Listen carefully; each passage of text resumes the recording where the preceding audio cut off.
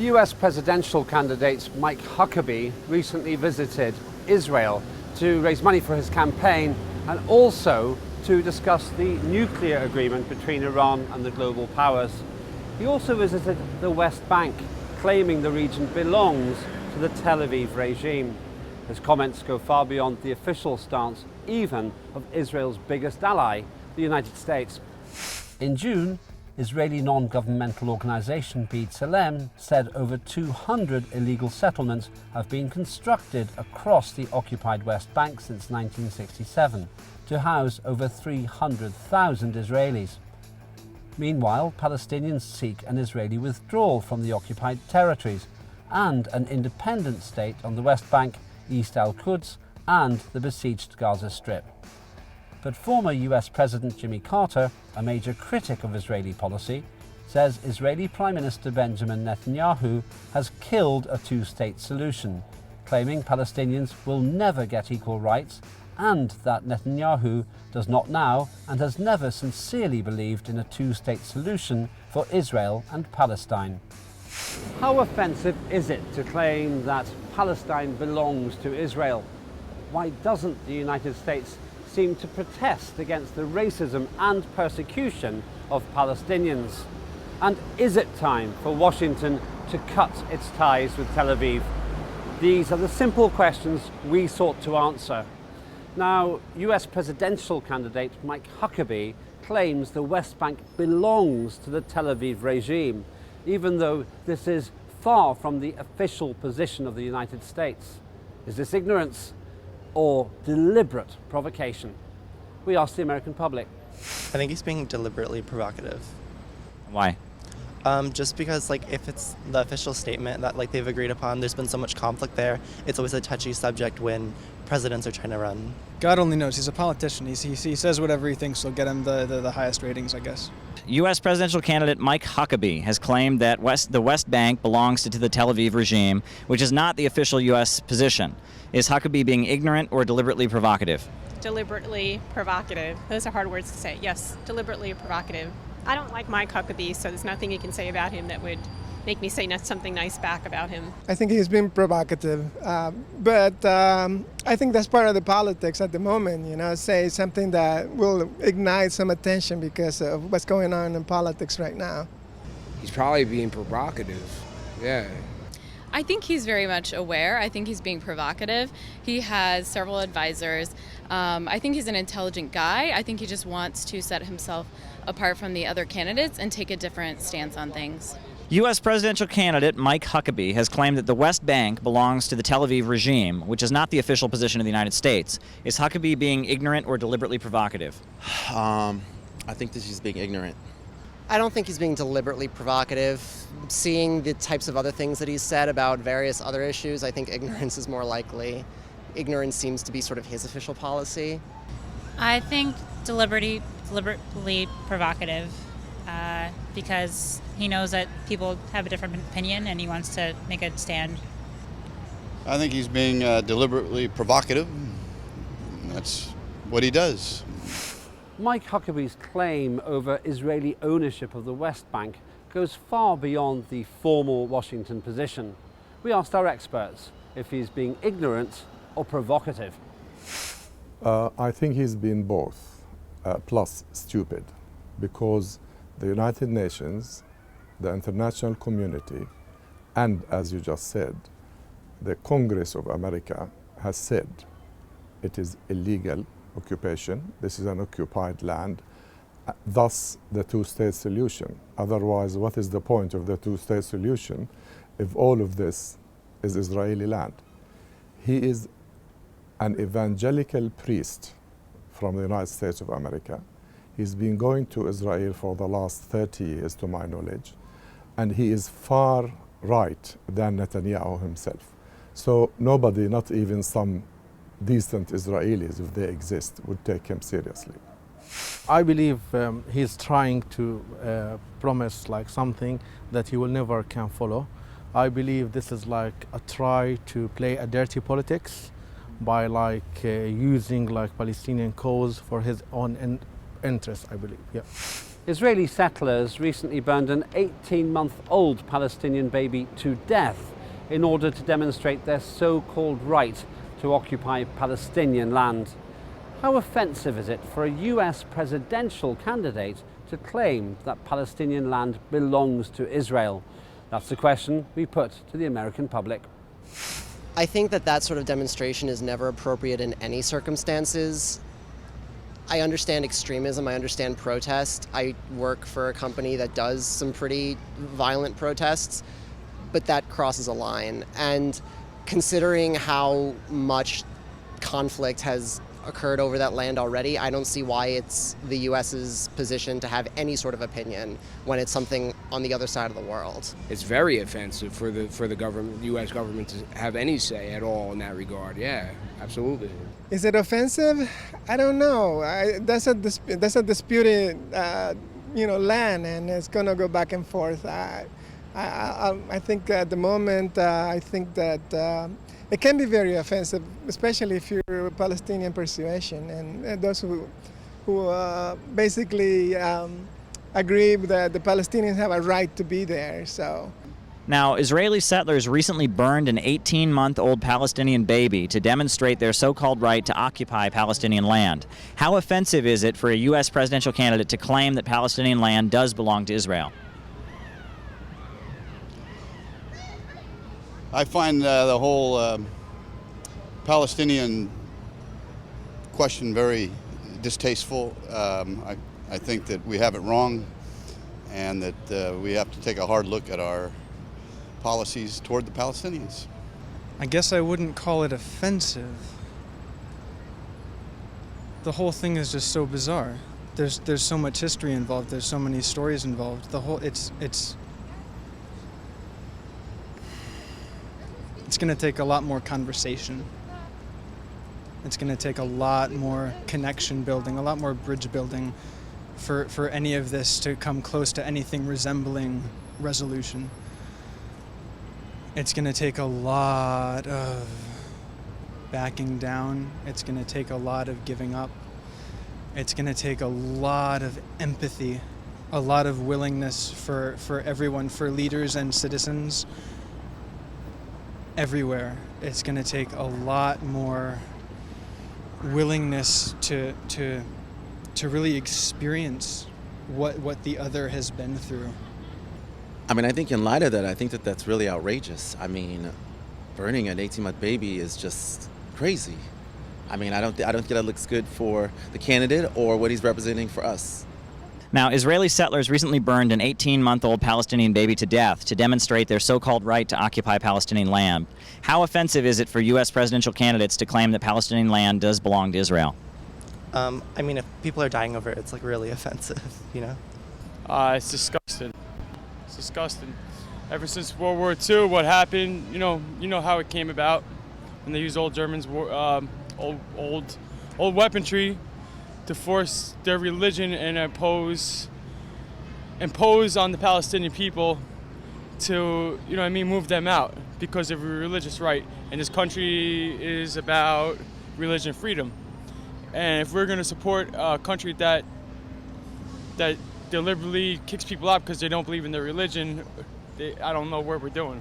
It's a tough decision. I don't think it's very offensive, but it's a tough call. I'm not sure.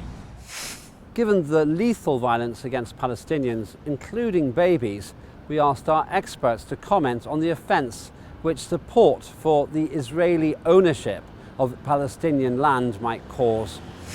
It's more than offensive. It is criminal, it's inhumane, and it's most importantly, it's illegal, because Palestine is legally occupied by Israel since 1948, and the settlers are backed by the government, especially this right-wing government, and by American money. And they will continue to do so if the world does not stop them. And Mr. Huckabee does not help. He adds wood to the fire. This candidate should be very, very shameful, because he's trying to say something like the baby killers, saying the same thing. So I believe this person is like working absolutely against the humanity, against the human right, because killing of a child should be like a crime, and the one who done it should be jailed and not like greeted. Mr. Huckabee's recent visit to Israel was to raise money for his campaign. What promises do you think he has made to Israel? That's what we asked the public. Just to support them under any circumstances. I have no idea. Presumably, I would imagine that based on the interactions that the government and Israel have had in the past, either military support, financial support more likely, or at the very least, an exchange of information. There's a technology exchange, there's an information exchange that happens between the US and Israel. I'd imagine he promised either to keep that going or increase it. Now, Huckabee's recent visit to Israel was to raise money for his campaign. What do you think he has? What promises do you think he has made in Israel? He's probably made like some sort of financial promise to them to get agreements and support. I'm sure he's changing a few things from the current president's stance. I can't, I wish I could, I'm really not aware what promises he's made. I'm sure it's going to be along the party line, but that would be my guess. I don't know if he's going to kind of break from party line on that, but I doubt it. I don't think he's made any promises so far. Just probably to keep on doing the same thing we've been doing, is backing them up and giving them weapons. And, and doing our foreign policies with them all the time, so, which I don't think is fair. Now, Huckabee's recent visit to Israel was to raise money for his campaign. What promises do you think he has made to Israel? Well, I would say if he's there trying to raise some money, I'm sure there were some back-end promises along the line. Probably to reassure them that he's going to back them up 100%. That's probably the typical Republican, talking point. He probably promised to support them in their efforts to maintain, their land and what they've established in the last 70 years. I can't see him going there and saying, "Oh, I'm not going to support Israel," because there's so many citizens in the U.S. that are influential who have dual citizenship with Israel. That's a lobby right there, basically. And I'm sure he would claim to support them in any way, or he wouldn't have even gone there. I mean, what would be the point? What do our experts think Huckabee may have promised Israel in return for campaign money? He will make any promises that will give him the money. By all, American politicians who aspire to go to the White House, even Congress, they go to Israel to sell their loyalty to Israel, and they go on their knees, and they'll promise them anything to give the money. And most of them deliver on those promises, especially Congress, because Congress, for me as a Palestinian, is an Israeli-occupied territory as well. He cannot promise anything. He knows that he's lying to the Israelis. He's lying to every single person inside Israel. And he knows better than anyone that West Bank is not part of Israel. West Bank is part, according to international law, is part of Palestine. He knows that he's promising something he will never follow. But I think this is a try to gather like a dirty money from people. Given Israel's poor human rights record, its illegal occupation of Palestinian land and its use of illegal weapons, is this the time for America to cut its ties with Israel? Here's what the public said. I think they really should cut ties and let them figure it out, and maybe people there will know a better solution, because I think our conflicting ideas are really just making it worse there. No, I don't believe we should cut ties, but I think we need to adjust. A little more fairness, shall we say. Given Israel's poor human rights record, its illegal occupation of Palestinian land, and its use of illegal weapons, shouldn't the U.S. cut ties with Israel? Well, I wouldn't necessarily say that we need to cut ties, but I think that we probably need to rethink the ties that we actually have. I think it's more important to establish friendship with Israel, with as many countries as possible, because of the image we presented with ourselves overseas has been mostly negative. negative, definitely with the wars in Afghanistan and Iraq. So I think it's more important to not cut off ties completely, but to at least try to establish friendly ties. It's a possibility to keep in mind. Given Israel's poor human rights record, its illegal occupation of Palestinian land, and its use of illegal weapons, shouldn't the U.S. cut off ties with Israel? This is a heated topic. I personally don't think so. I think it's really sad, all the extremism that's going on both sides. But in my personal opinion, I don't think that they should, for multiple reasons. Should have been done that a long time ago, instead of cutting ties with Iran. That's my personal opinion. Yeah, you think it's the relationship with Israel is not good for the U.S.? It's not good for the U.S. It's going to get us into a lot of trouble. I think that the U.S. should cut ties with Israel. I don't think the U.S. should have had ties with Israel in the first place.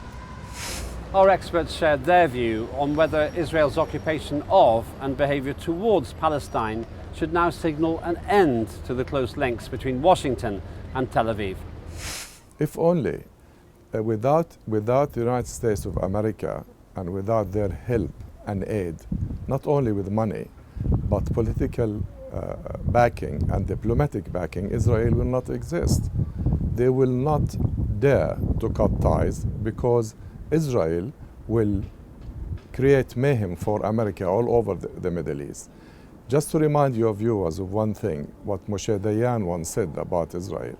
Israel should be like a mad dog, too dangerous to bother. So that the United States knows this and they will not bother them. They will do their bidding all the time. I think U.S. should be very shameful from the military aid that is giving to Israel, because they are like using those like aids to kill like children, to kill like innocent people, and America tried to say that it's a country where they want to secure the human rights and want to work for better like human rights in the Middle East. Former US President Jimmy Carter says that Israeli Prime Minister Netanyahu will never allow Palestinians to share equal rights with Israelis. Why then does the US not demonstrate its claimed opposition to racism and persecution? We asked the American public. Well, number one, it's not American territory, so the American people really don't have any say. And then that would be a United Nations issue, and then they would have to step in. It wouldn't be an issue for the American people or the American government, as far as being our government is supposed to be representative for our people and by our people, not for the Israeli people or the Palestinian people. You know what I mean? It's not an issue that, unless the Israeli government blatantly came forward and said, listen, we have a lot of citizens who are also dual citizens of America, and we want your help military-wise or to deal with these issues that we have going on with our neighbors. I mean, it's just America just stepping in at that point. We're an ally, and we're supposed to support them. Well, America has some trouble dealing with its own racism, so I can see why. Racism is a very hot topic here. I mean, the country is founded on racism, so that is probably the reason why. Jimmy Carter says Israeli Prime Minister Benjamin Netanyahu will never allow Palestinians to get equal rights with Israeli Jews. Why doesn't the U.S. demonstrate its claim to oppose racism and persecution? Because the U.S. has its own history of racism and persecution. That's public policy in many parts of this country.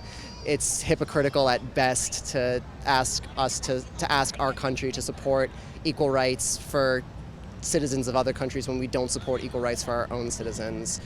As much as the latter is as much as the former is absolutely a worthy goal, our history demonstrates that it's not something that we're highly concerned with. At the very least, we would protect our own citizens if we cared about protecting people in general, and we don't. I mean, I don't know. I'm going to assume, obviously, with the deep-rootedness of the relationship that we have between both countries, it probably isn't in the U.S. best interest to actually do that. Because our ties with Israel,